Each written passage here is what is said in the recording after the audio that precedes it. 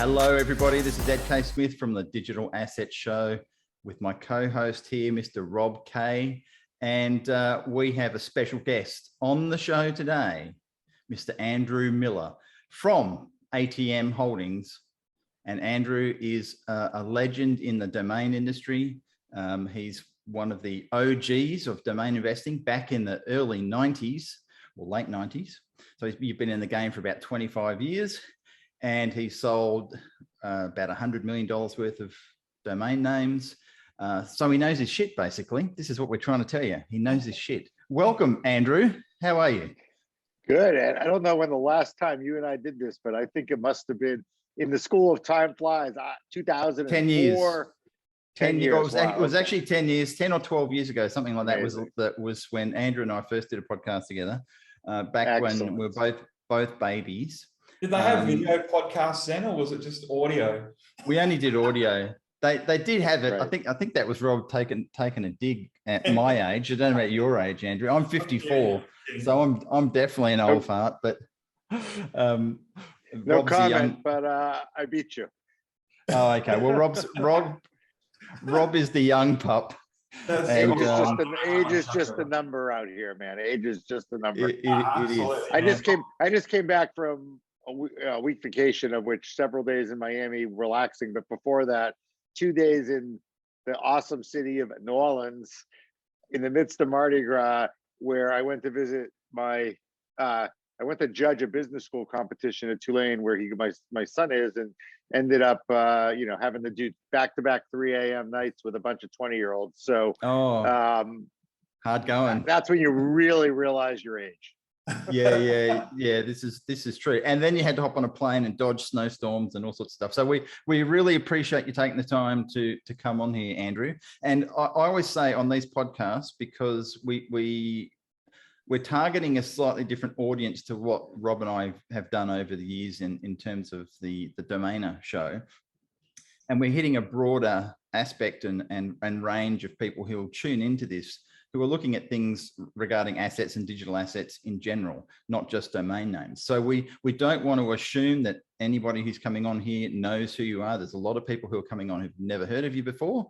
And so we want to just give a bit of a history on what you've done. We don't have to go into a whole breadth of details, just the dot points, because otherwise we'd have like a 10-hour podcast covering all the stuff you've done easily. And just sort of go back to the start. What was Andrew Miller? For our Australian audience? Yeah. And anyone, because we have a global audience now, Rob. We're that freaking amazing. More people on the planet are watching us than ever before. And so Andrew, just like, how did you get into the domain space? What was it you were doing just before you got involved with doing domains? It's a good question. And we can get through on a 20-something year timeline on a pretty good elevator pitch, but I worked out of college for a big Wall Street investment bank, and found myself making an incredible living in my 20s.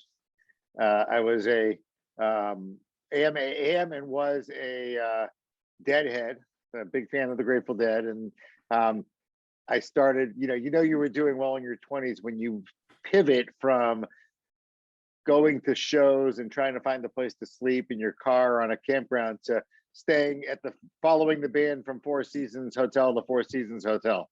So I kind of realized I want to be doing this when I'm 53 or 55, or the magic Ed age of 54, with a mortgage and kids, and great training, the most incredible sales training I've ever had working for Wall Street.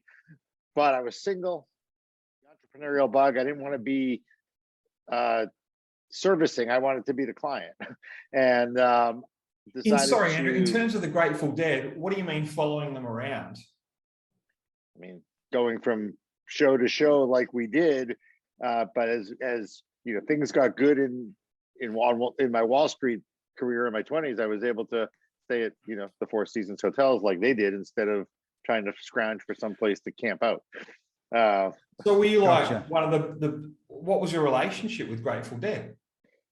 at that point, just a fan. One of I've the been, top I've been to fans following them around. oh God, no. I mean, I've been to 103 shows. I mean, that's most great Deadheads have been, Bill Walton, the great NBA Hall of Famer, has been to over 2,000, and Wow. we. Whoa. But it actually, it's an interesting story. The reason I brought up the Grateful Dead is to answer your question. I left Wall Street making a ton of money on my own terms because I didn't want to. I saw a lot of people around me who had kids and homes and mortgages and couldn't leave because the income was too good. And I started my first company, which was a television production company. And we created our own pre-internet. Now this was 1994, 95, 96. And I started it and we began to produce television shows, pretty unique programs, our own format, and we started to get retained or approached by really established brands, and that, everything from Diana Ross, the NFL teams, the PGA, NASCAR, a lot of big corporate brands to do programming with them. And the Grateful Dead, we approached and said, hey, this is what we're doing. We think it would be great. And we're big Deadheads, and we've been to hundreds of shows, and that's a very, very hard shell to break through. And somehow we pulled it off, and we ended up executive producing 2 shows for the Grateful Dead. And the reason I tell that, both acquired, both aired on primetime national television. So what the reason I tell that story is, around that time, television's expensive, right? If you want to buy a network, it's a few $1 billion. If you want to get on air, or however you get there, there's a cost to that. And we were filming our show with the Grateful Dead in 97, 98, the first show, and we're inside their operation, and I would see they have this thing, they're selling products, t-shirts to their fans, and they're not doing it through 800 number, but they're also doing it on something they said, hey, this is the intranet. And what's that? Well, it's a website. Our fans find it, and they on the computer, and they can buy our stuff from it. So I'm like, wow, that's amazing. So you fast forward, people like entities like the Grateful Dead, the New England Patriots, NFL teams like that were really early. I mean, they were on the internet building websites, even rudimentary, before Amazon, right? Before Google, which came along in 2001 publicly. So the next question was, wow, this seems like a lot better barrier to entry, easier barrier to entry than buying a television network for a few $1 billion.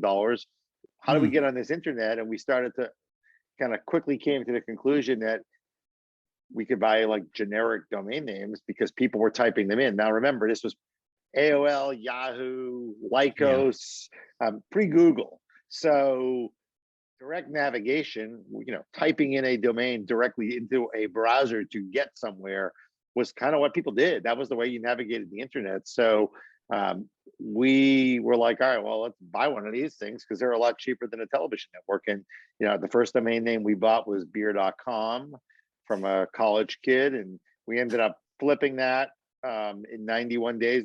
Wasn't the plan, but we got an unsolicited phone call from a large InBev Interbrew up in Canada, which is now part of InBev, Stella Artois, Bass, and Latrobe, Latrobe Brewing, and we sold it to them, and we're like, wow, this was good. We sold it for like $7 million.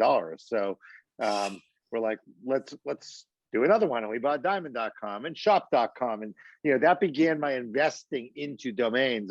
Fast forward, Google comes around 2001, and we had a chance to buy, in a pretty incredible story, creditcards.com, and we bought it, and we're like, wow, let's actually, this Google thing, we're here in Boston, we have proximity to MIT, and we had a couple of kids from MIT who were sophomores who were like, this Google's everything. You have to, we can get you to the top of Google, and this domain name is going to be the reason. And so, between the direct navigation and our ability to get to the #1 position in Google in the beginning, creditcards.com became very lucrative very quickly from a revenue generating standpoint. And, we took it as far as we could before we sold it, and it's still the market leader today.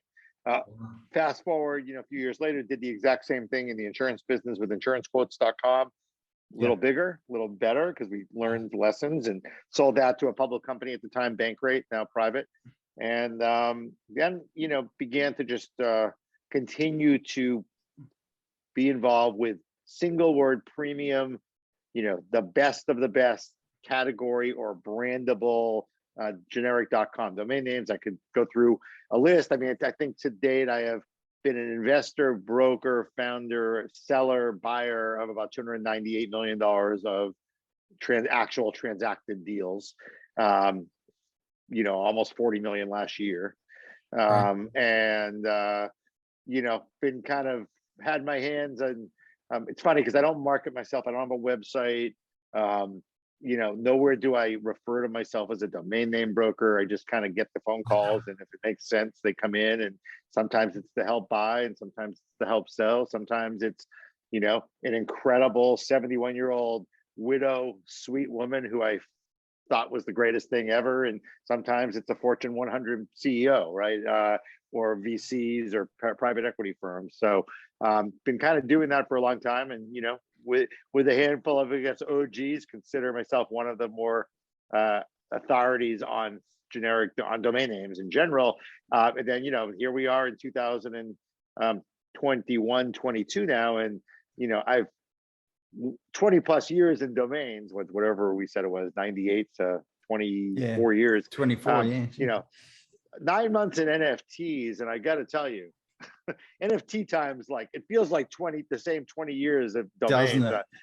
Very quickly becoming an expert on, or at least a self-proclaimed one, on NFTs, and have written a couple really good articles for Decrypt, and get fast track kind of moving into that, because I think for me it was a natural evolution to another digital asset class that was going to be an important one. And I think that it was natural for me to understand NFTs and to make my way. And so now I'm kind of immersed in that as a digital asset class. And I think digital assets are an incredible, I think we're calling this show the evolution of the digital asset, right? So there is I've heard some people kind of refer to domains as the first NFTs, and I don't love that analogy, because domains are domains, NFTs are NFTs.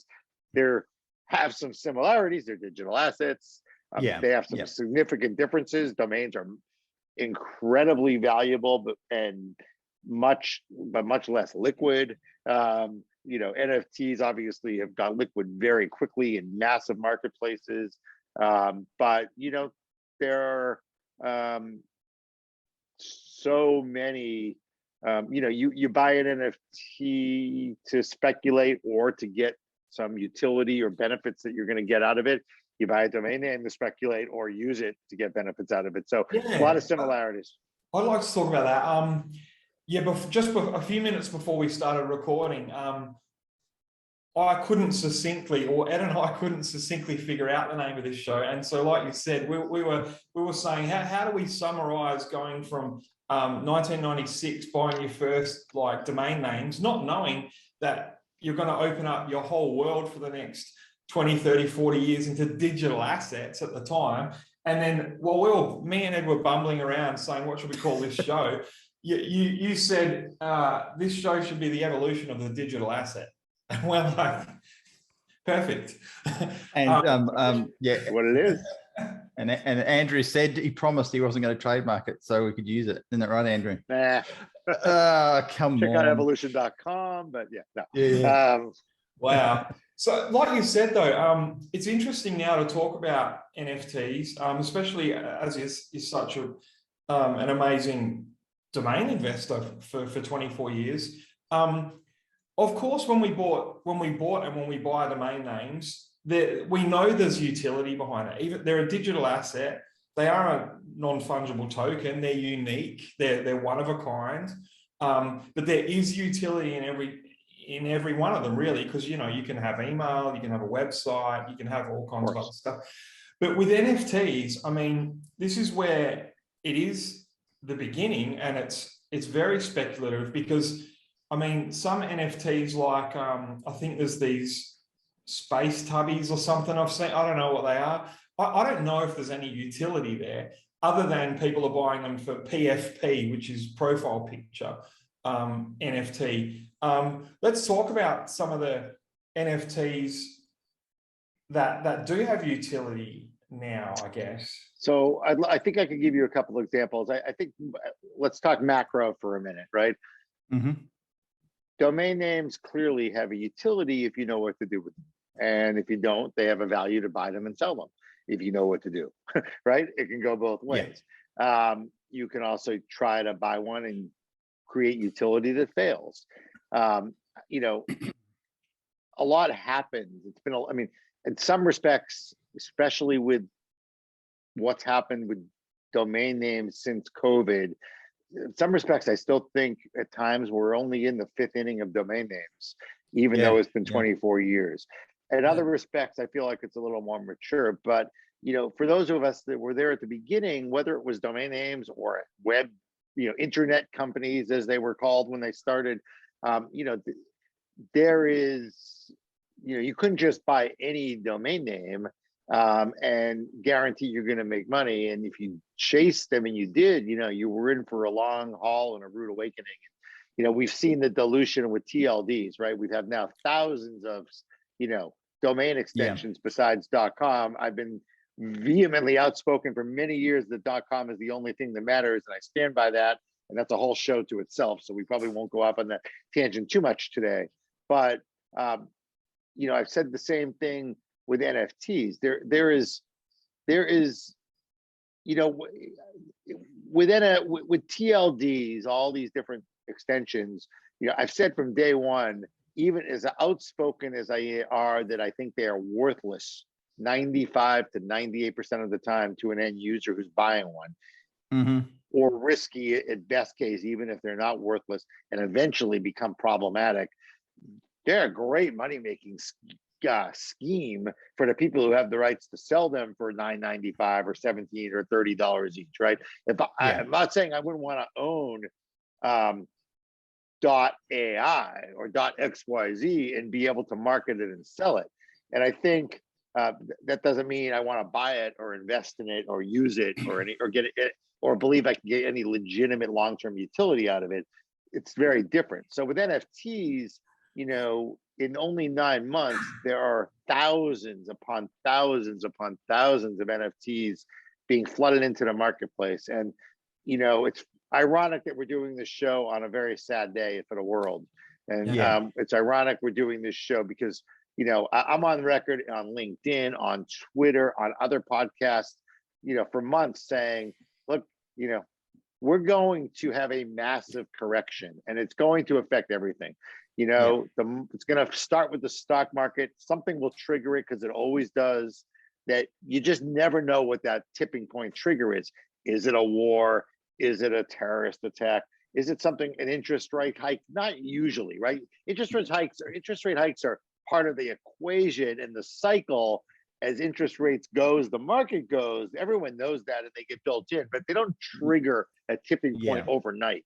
And I think we're, you know, we have a trigger here going on in the last 24 hours. But as we've seen, and you know, as long as this remains fluid, you know, we're going to have a lot of volatility in the markets. You know, we saw today crazy swings, obviously, but you know, it's a pretty, you know, we have inflation, we have interest rates going up. We're coming out of COVID. I mean, there are so many companies that benefited from COVID at levels they can't possibly maintain or keep up. And I'm an investor in a couple, and I'm not saying it's bad.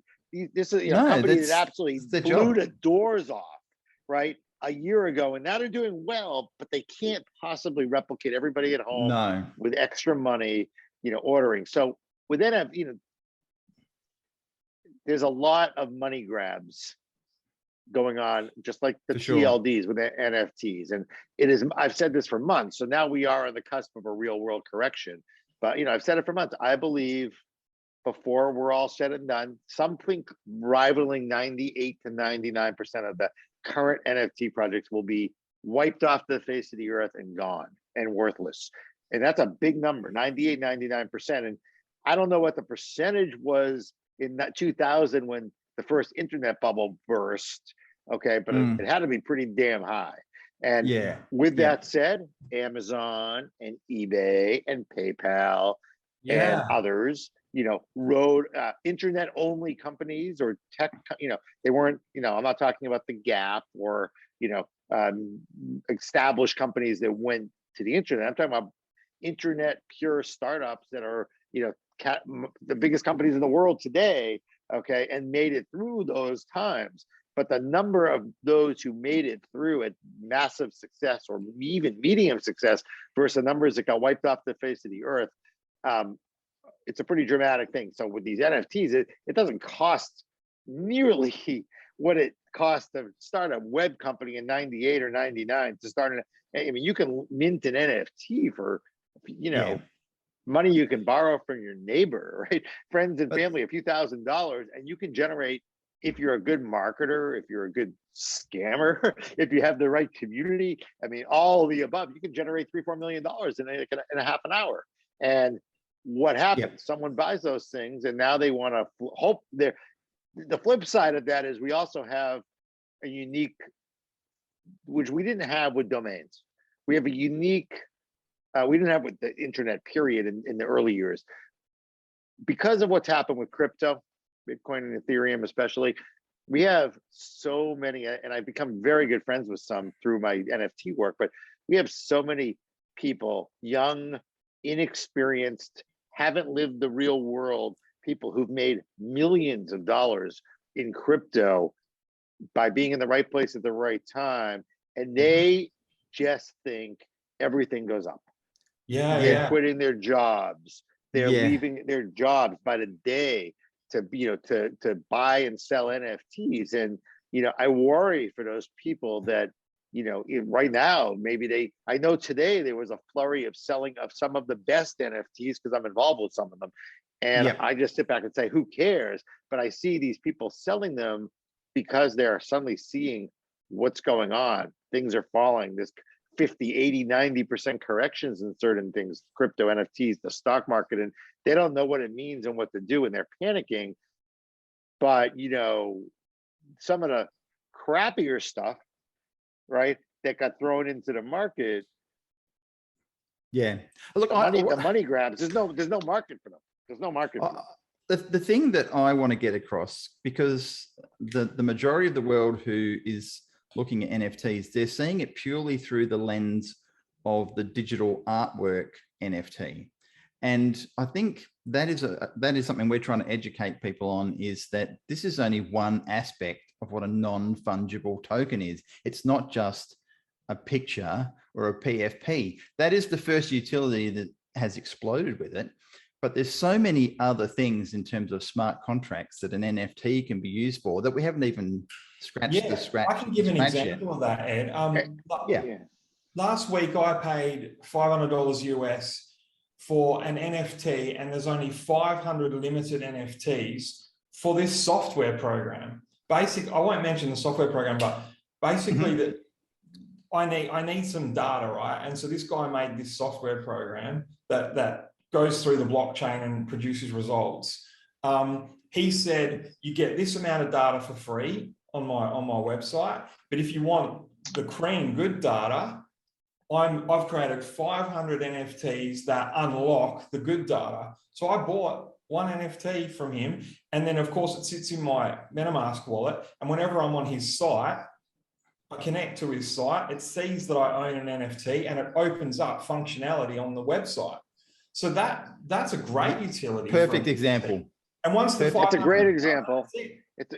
And I didn't answer your question. I went off on a little bit of a tangent from the question of, you know, talking about utility. And I think, you know, we're still at a point where most people, and I'd say most people, you know, I'm going to, my social and community and my professional community here in Boston is, you know, incredibly successful people. And I bet, you know, 1 out of 100 of them have even bought crypto, never mind an NFT. So I Exactly. think a couple examples. So I think, look, the profile picture. Let's. So I think there's 3 NFTs that I think illustrate this. Bored Ape Yacht Club, which I am an investor in. I own an ape, and I believe that is the Amazon of NFTs and will continue to be. Cameo Pass, which is a NFT minted last week from my good friend Steve Galanis, founder of Cameo, Yes. which I will talk about a little bit because I think there's a great utility story in there. And There then is, yeah. and then Adidas Metaverse NFTs, which I own because I got one as a Bored Ape member. It was a utility of being a Bored Ape member was you were guaranteed to get an Adidas Wow. NFT. So whitelisted, as they call it. So the profile picture is a status symbol. Yeah. Right. It could be just like a generic domain name could be a status symbol, but you don't put your generic, I don't put home.com or, or chocolate.com up on Twitter, right? It was the marriage of art and status, today's, version of a Warhol of, hey, I own a Bored Ape. So does Paris Hilton. So does Jimmy Fallon. So do the CEOs of 23 Fortune 100 companies. And so does every hip hop artist in the world. And I own that. And I'm going to put that up on Twitter and hang it to the world that's my showcase. That's my art gallery, Twitter. I'm going to put it up on Twitter as my picture to represent that I'm cool, right? That I'm status, that I'm in this community. That's number one. Some people that means more than others. Okay. To me, I'm in the kind of, it's fine. What it does also mean though is now credible to the other people who have that as well, and therefore can become part of their community. And I will say I have met some incredible people in a very short time on social media, and then translating that into real life meetings, phone calls, because I have an ape on as my status symbol or profile picture, and they have an ape, and that connects us. And that's I'm in your, I'm part of your club and you're part of my club, and let's get to meet one another. I think that there is value, like there is in art, of buying and selling, trading those status symbols irrelevant of the utility, right? This one's a gold one, so he's rarer and he's worth more than this one that is got nothing special about it. It's a black t-shirt or something. Black t-shirt. So but equal the same utility, right? So there's different things. What does utility mean, right? And the example I give is, view an NFT as your ticket, or your pass, right? Maybe it's your membership. It's a membership to a community, right? It's the rights to officially, someone can steal it and say it's theirs and throw it up on Twitter as their picture, but they're not getting all the membership benefits. They just get to lie to everybody and say they're part of they think, until people figure out they're not real, it's a status symbol. So it's like wearing a fake Rolex, right? It's like wearing a fake Rolex, which people do. It's a great business. Business. It's a little different though, because in this case, they're actually stealing someone's intellectual property. So in fake Rolexes, the person who made it is stealing Rolex's intellectual property, but the customer probably had no knowledge of that, right? I mean, they don't care. But I think that, view it as a ticket or a membership. So what's that going to give me, right? And with Adidas, it's already guaranteed at the bare minimum. I'm getting 4 free pieces of killer Adidas exclusive merchandise, just only being issued to people who own that ticket, right? 4 different pieces of clothing or apparel or shoes that are coming my way as owning that ticket. With Bored Ape Yacht Club, what's my utility, right? It's my ticket to the community, right? It's my acceptance into the community. It's my invitation into private events of the community, right? Instead of getting a ticket from Ticketmaster, right? I have my ape, and that's my connects me is to allow me to go to a private party, a real life hotel or club they're building. And then obviously, depending on what they're doing with that, right? with depending who's behind these NFTs, that utility could be, again, apparel from Adidas. It could be all kinds of Cameo events from Cameo because they're a celebrity-driven company, and that's what it's going to be in that case with Cameo Pass, or with Board, or it could be much more lucrative, right? It could be a share of the business, a share of the profits, a share of the revenue, a token. We all know that, you know, now the common thing is a lot of these NFTs are issuing tokens, and like anything, some are going to be just BS and some are going to be really valuable and legitimate. So, you know, it is my belief.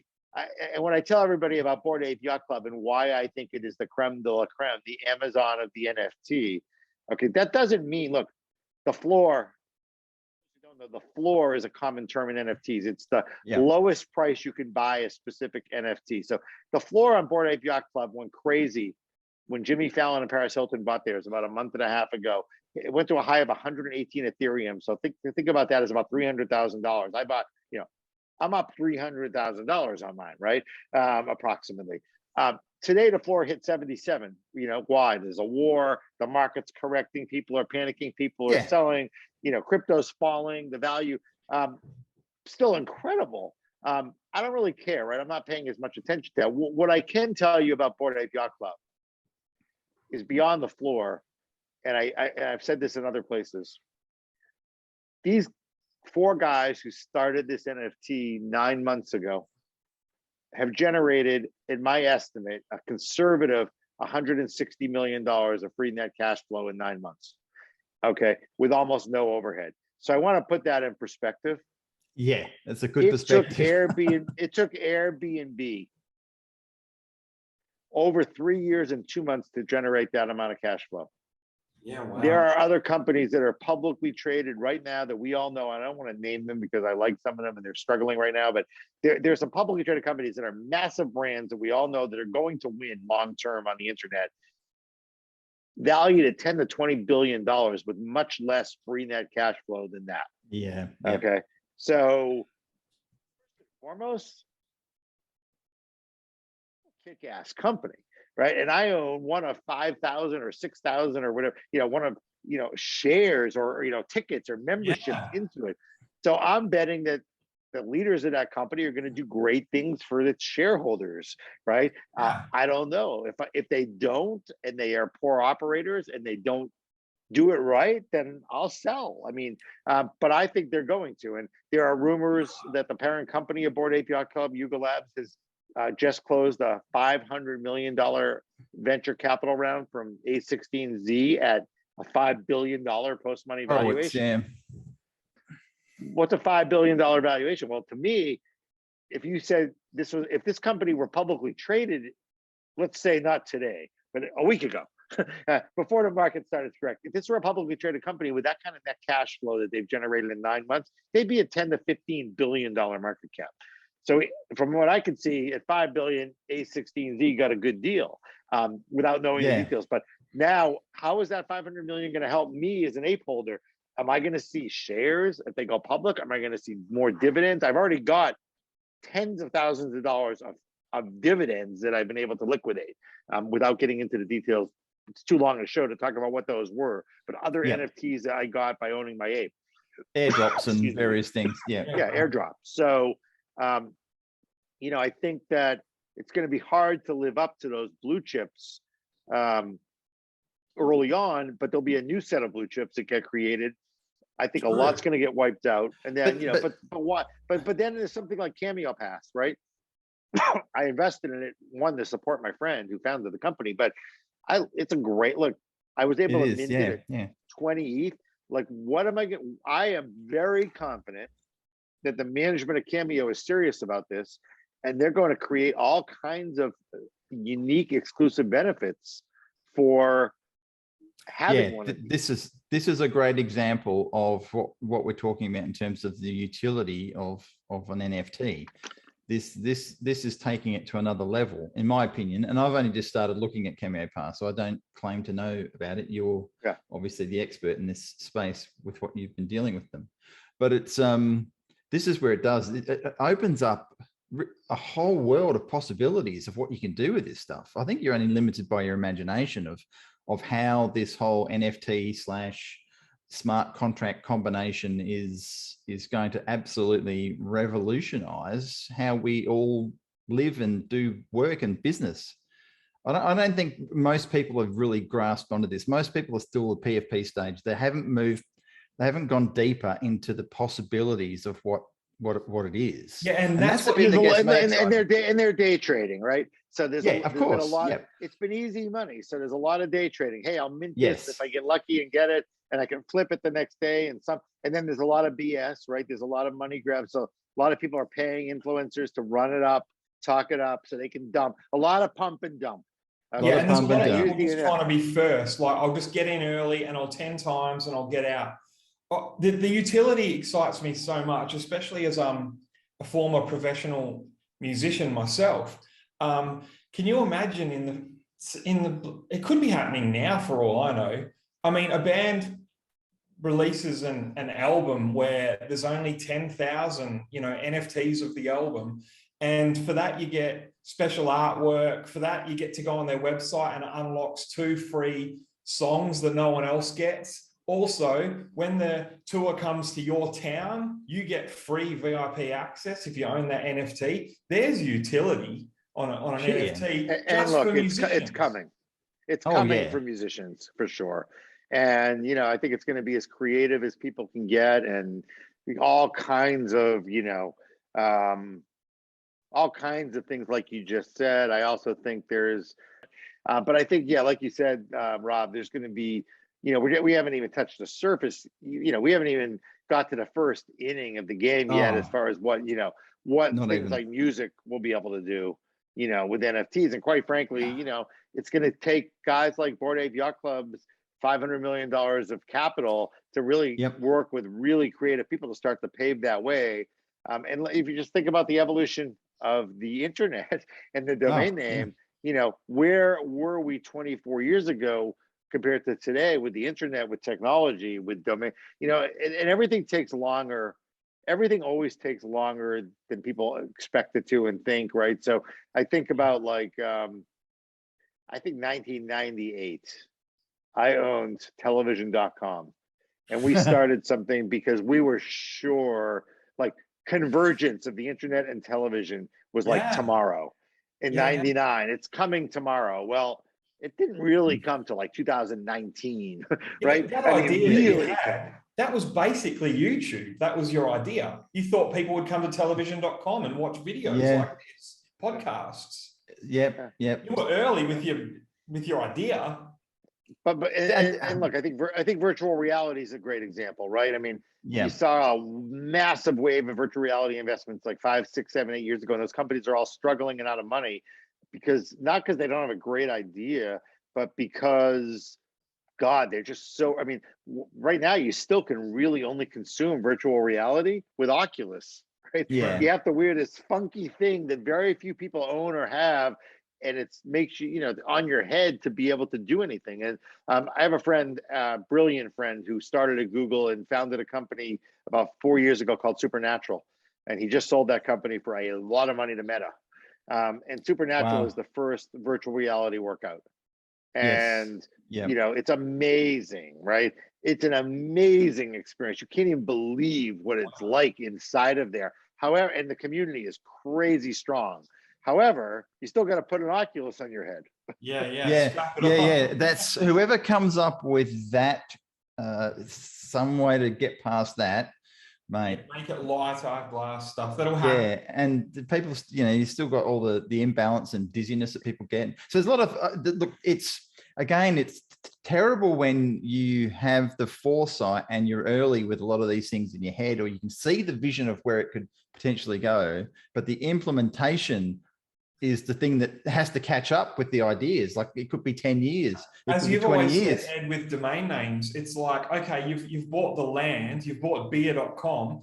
How are you going to build the skyscraper on that domain name or on that NFT? Can I just say, I just want to be really, really, really clear with what you just said. I said that to you, but the OG person that said that to me was this guy that we're talking with. Andrew is the one that used that example on our first podcast. You Yeah, talked because we've about been doing that Times for a Square. year. Wow. Andrew was the one that said to me 10 years ago, Times Square, hot dog stand. You could have taken the credit because I didn't remember. But no, but I'm an honest guy. So because I sort of forgot until now. I'm going, shit, that's right. It was here anyway. But no, it's a good point though, Rob. It's coming back to domains, because it's still a domain primary here. One of the problems with domains, and still, even though it's gotten so good the last year and a half, the frustrating things about the best domains is, and one of the reasons it's so hard to sell a domain is the company that should own that domain name. Yeah. Logically, right? Logically, yeah, I'm with you. So you call them up and you say, Hershey's, you should own chocolate.com because you're fucking Hershey's. Okay. Yeah. And Godiva, and they don't get it. And the reason they don't want to spend $4 million, $3 million for that domain name, amongst other things, even that was because they don't know what to do with it. And it's a lot of money to buy it and sit there and not know what to do with it, or not use it or redirect it. And you quite often see a domain come back on the market from a company like that somehow because they bought it, were sold into buying it, and somehow acquired it, and they didn't know what to do with it. So the best domain name sales historically are when you get the phone call, you get a lucky one who owns the domain name, or selling the domain name for someone who owns it, or buying it for someone who wants it. You get that phone call and someone says, hey, we need beer.com. We have exactly, we don't need you. We don't need any help. We know we need that domain to do what we want to do. We know exactly what we want to do. And, whether that's a startup, already made the decision. So I was involved with the sale of candy.com. Great deal last year, bought by some very, very, very, very reputable, multiple time winner entrepreneurs, billionaires, executors, but they knew exactly what they wanted. They were launching an NFT platform for, in partnership with Major League Baseball, and they wanted it to call it that, right? So they didn't need they didn't need to figure it out. The reason I think the last year we've had a better luck, better results with what I call exact match domain names, versus category domain names. So let's say extend.com versus chocolate.com is because it's easier for Hello Extend. Shout out to Woody Levin, who's my buddy, founder of extend.com, and building an amazing business that is going to make him a very wealthy man soon. But if you're Hello Extend, and you're like, man, it'd be a lot better and easier if we were just extend.com. It doesn't take a ton of vision to come up with, or for someone to come up with that vision of what they would do with it. We're going to just shorten our name from Hello Extend to Extend across all spectrums, including our address, our email, our advertising. That's very different than someone at Hershey's saying, we want to build the world's greatest community of chocolate lovers and recipes and chocolate fans, and we needed chocolate.com to do it. And I'm the visionary who's going to execute this entire plan in this massive bureaucratic company with tens of thousands of employees, and go buy it from me, CEO, right? For $3 million. So the reason I think we've had low-hanging fruit success with these exact match words are because it's easier. It's not that intuitive that why you need it, where I still think the category names, the chocolate.com type names, are probably more valuable and have much more potential if someone knows what to do with it and then can actually leverage it, because it's the category brand and address in chocolate's case, what is a $53 billion industry or whatever it is. So I think that right now I'm overseeing the sale of legal.com. Okay. Wow. It is a $50 billion industry in the United States of America solely, never mind the world. Okay. Yeah. It is a multi-trillion-dollar industry, and it's a double whammy. It's not only the category name, but it's a great brand, right?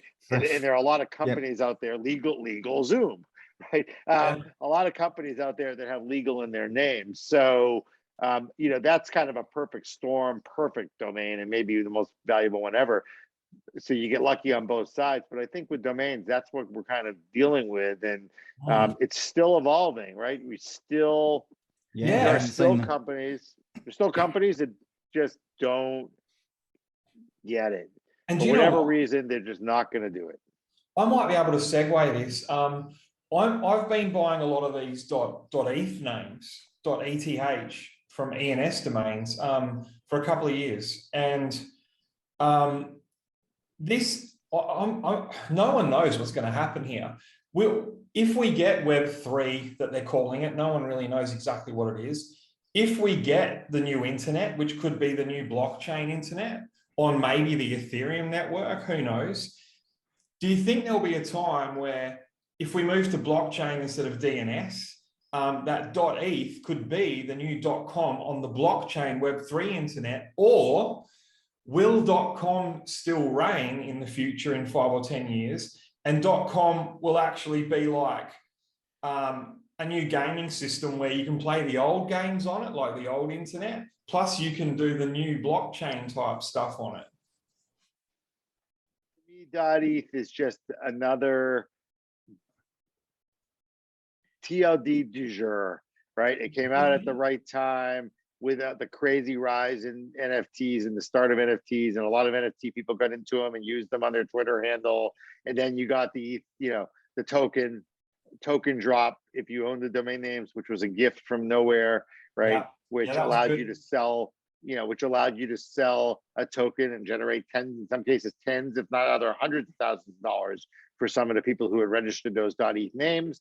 And now kind of the buzz is kind of and gone, and there'll be another one, and there'll be another one, and there'll be another one. And, you know, to me, you know, it's .io was for a while. Now it's .xyz, you know, but at the end of the day, and I've said this, I'm not changing what I've said it the same way for over 20 years, which is the following. If you spend 1 week watching mainstream media, driving on the highway, looking at billboards and outdoor advertising, riding the train and looking at the ads on the side of the wall, going home and watching primetime television, you know, at 9 o'clock at night to watch your favorite show, Succession or whatever your show is of the day, or watching the Super Bowl or watching, you know, NFL, you know, it's Amazon.com and NFL.com and Target.com and BestBuy.com and this.com and that.com. You know, I bet there is tens of millions of dollars, if not more, of advertising in that week spent embedding the .com into your mind. And I would always say to somebody, so other than the .com, so what else did you see? And the answer is usually, I saw, sometimes you'll hear, oh, I saw a .edu or I saw a .org for a charity, you know, nonprofit. Great. All right. What other than what else did you see? Did you see a lot of .xyzs and AIs and IOs on national television spending $20 million on a Super Bowl spot? Or did you see .com? And I get I think, yeah, Andrew, but I think it's just what I'm mainly getting at. Those extensions like .xyz and .io and stuff like that, they're all still on the 24-year-old DNS. And you know, they can all only give you an email address and a website address pretty much. With .eth now, of course, it can be your digital wallet. It can be, I mean, there's 10 utility functions it can be. It can be your digital identity, your email address. This is why I'm wondering if, because it is based on new technology, because .io can't do that, or .xyz. Look, so I think it's very practical. That I don't think it will replace the address that allows you to go somewhere primarily in the world to transact. Doesn't mean it won't have utility, and it might not. It might emerge as a whole separate class, or it might not. And honestly, I'm not smart enough to answer that question. I don't know. I will say this: that I don't know if you guys are, Ed, if you remember, there was a company that was advertising in the front page of the Wall Street Journal many years ago called Real Names that went out of business. Yeah, They had raised a ton of money, and they promised keywords were going to replace DNS, and there'd be no more addresses, and you know, you would just be chocolate, right? Not chocolate.com, just chocolate. And yeah, it was a ridiculously flawed concept that died on the vine, and there's been about 20 of those over the years at various levels. So I think what you're saying is possible, Rob. I think it's certainly a longer way out before it would have mainstream. I mean, look, right now, as I said, if I have 100 friends, one of them may have bought crypto, and you know, none of them have bought an NFT. Never mind start screwing around with .eth. So I get you. And by the way, I'm not saying this is possible, in my opinion, to replace .com. And as a matter of fact, I think that if we did switch over to the blockchain internet, of course, like Google Chrome and Internet Explorer, they would probably all build in. So you can use the DNS and you can use blockchain. And at that point, of course, .coms would probably be able to do both as well. And they would still reign supreme. It's coexistence. I personally think, and in my ideas, is that I don't think one's going to replace the other. I think they're going to operate alongside each other and complement each other, and take things to a different level that either one couldn't have done by themselves. So I think that's fair. I mean, you look, no one here on this podcast is ever going to argue that .com is not the king of domain extensions. But there's always other extensions that lead into the .com, because not everyone can afford to get .com. And Rob and I have talked about this a million times, is if there's someone who's going to go and buy a .io for 50,000 who does not have the budget as a potential startup or whatever they are, that could spend 5 million on the equivalent .com. Yeah, but at some stage they may. Yeah. And by the way, you know, I just did another podcast the other day, and you know, my friend Drew gave a great analogy where he talked about, you know, what you just said, where, hey, maybe it's an early stage company, they're trying to get going, they've got a little seed money, they can't spend $1.5 million, $2 million on the .com, so they go grab .io or .ai or .xyz. Exactly. And it's their on-ramp, right? It's their on-ramp to see if their business can work. It's the training wheels before you take them off and have a two-wheel bike. And ultimately, 100%. you know, the point of it was, however, you do hit a point where you have to jump from that on ramp to the big boy ramp and grow up. And if you don't make that move, and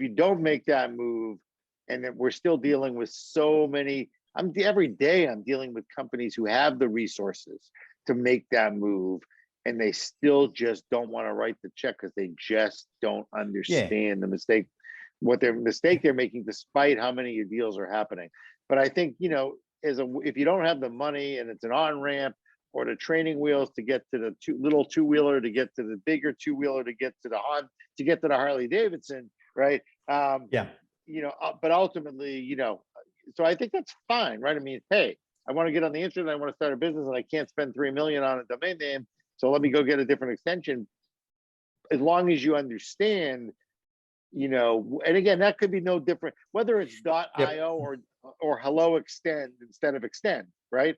I mean, Woody went with Hello Extend because he didn't have the money to buy Extend. So, but when he got to a point where he needed it and had the money, right? You know, Go, Rob. In terms of branding and the on ramp, I literally brought up ENS because it's technologically different. Right. The utility, you can do 10 things on an ENS, whereas you can only do a couple of things on the DNS stuff like email and hosting and website. I guess so that makes logical sense that over in the DNS system, all roads lead to .com. .com's king. But will .com technologically advance to be able to offer the 10 utilities that .eth can offer? That's what I'm getting at. Mm-hmm. I wish I could, I wish I we're know, going way, No, we're going outside my pay grade here. no, that's right. And then Rob is not making a claim. Rob is making it. Rob is I don't know. It's hypothesizing. way outside my pay grade to be able to answer that question Yeah. and have any I just want accuracy. to put it out there. This whole thing is us chatting is hopefully we're planting seeds with people for them to think we don't know the answers. We're not claiming to. No. And that's the thing. We could look back on this podcast in 10 years' time and go, geez, we were talking about the possibilities of this stuff happening. And now there's been some smart person or company or business that's come along and managed to take the best out of all of it and put it together to make this completely new functioning system. We're talking about this whole cryptocurrency stuff at the moment. This wasn't even on our radar 10 years ago. I mean, even though Bitcoin has been around for 12, 13 years, none of us were thinking of any of this stuff we're talking about now. It was all completely new. So, and look, I mean, in fairness, I wasn't smart enough to register most of the domain names I've had success with, right? I mean, they were registered at, 93, 94, 95. Wow. By the time I came around in 98, I had to buy them from people, right? So, you were early, but other people. I did hand register in 98. You could still hand register plenty of great names, and I did, but not like the killer single word generics, right? No. They were gone. It. Oh, fun! It's like fun. They're gone in games. other TLDs, and they're gone in handshake. And I think we're coming up to the time to let Andrew go and get some sleep, because it's early for Rob and I. Yeah, Andrew's been on planes and stuff. So we're awesomely appreciative of you making the time to come on, mate. It's been fantastic. And hopefully not the last time. Do it again. I mean, I think there's more things to talk about, and there'll be more things coming. Look, we could do a whole show on Bored Ape Yacht Club. So today we wanted to achieve the evolution of the digital asset, especially coming from someone well known as yourself, Andrew, for being in digital assets since the beginning, pretty much. So we just really respect and appreciate your time coming on today and talking about 24 years in 24 minutes. Yeah. Which is what NFTs are like, 24 years and 24 minutes. Yeah. If you don't own if you do not own your category.com domain name yet, and you're a company that has the resources to do it, you should really reach out to someone like me or like Ed or like Rob, who understands it, and at least get educated on why it's important, why it's better than anywhere else you're spending your money from an investment, balance sheet, and utility standpoint. And if you're buying NFTs and you're getting into that, I would just say, buy slowly, buy the best, spend up. It's like the domain name. I'll tell you right now, you're better spending $200,000 for a Bored Ape or $60,000 for a mutant, which is the derivative of the Bored Ape. In my opinion, you are spending $2,000 for something that's going to be to zero. And that doesn't mean you spend $60,000 and you don't have to ride it down to 40 or 30, because things go up and down. But I think I'm not here to give a shout out to Bored Ape Yacht Club, but to me, buying Bored Ape Yacht Club right now is buying Amazon at $6 when the market crashed in 2000. So, and I think there are others out there. I mean, I think just to rifle off a few that I think are good. I think VFriends, Gary Vaynerchuk's project's good, and the reason I think it's good. Yep. I don't want to upset Gary. I've got some, so it's all right. I'm happy you're talking about them. I don't think the artwork is that special, even though I respect his desire to do it. But what I think is special is, and he said it. There's zero chance that he's not going to be a long-term player, utility-wise, to the people who own that. Zero. Absolutely. It's his life mission, and as long as he's here and kicking, people are going to win by owning a VFriend, and people are going to win by owning a Bored Ape. I'm not so sure yet on CryptoPunks, but that's the other big kind of blue chip. And I think that, I think if it's me, I'm looking at things like, if I'm a Cameo user, if I got someone who uses Cameo a few times a year, who enjoys the potential to interact with celebrities, right? I think that by owning Cameo passes, in a year or two, it's not going to be, hey, pay $50 for your B- celebrity to say happy birthday to your wife on a video. It's going to be come to an exclusive event, whether it's virtual or real, because you own a Cameo pass with an A+ celebrity, because Cameo becomes the go-to place, right? With Arnold. So same with Adidas. So, and I think you're gonna see. The other one is something called Clone RX, which I'm not in, which I wish I was. Clone RX is a virtual sneaker NFT company that Nike paid $300 million for about a month ago and bought. Yeah. So why does Nike pay $300 million for this? Because they're gonna make it a really serious part of the Nike world. And I'd like to own. I'd like to have a ticket to serious parts of the Nike world, right? So so I think. Tread carefully, do your homework, be careful of day trading, be careful of get rich quick, because you can certainly ride that wave while there's a wave to ride. But if that wave or bubble bursts or that wave comes crashing ashore, you're going to get hurt. And a lot of people are going to get really hurt before this. There's going to be a big flush out. Okay. And I think 98% of these things are going to be flushed out. And then what's left standing will be great. And on that note, our typical disclaimer of this podcast is do your own research. We're not financial advisors, and speak to your lawyers, your accountants, your business advisors before you make any financial decisions or put any money in. And probably, in my opinion, is only invest money that you can afford to lose, because that's where a lot of people are getting hurt right now in NFTs. They're betting the house on stuff, and that's they're getting affected in a bad way. Anyway, on that note. Thank you, Andrew. Thank you, Rob. Thank you to you, the watcher and listener. And please, if you're on YouTube, hit the subscribe button, turn on notifications so you get to hear when our next bit of gold from the Asset Show drops into the YouTube inbox for you. And subscribe to the podcast if you're on the website, if you're watching it there. Greatly appreciated. We have many more things to go on this show. We've only just started. We're at the cusp. And hopefully we'll have Andrew back at some stage. And it's been awesome. Forward to it. Hopefully sooner than the last time. Yes, much sooner than the last time. Much sooner. All right. Thanks, guys. Take care. Be safe, and peace to the world. Thanks, Andrew. Thanks, Ed.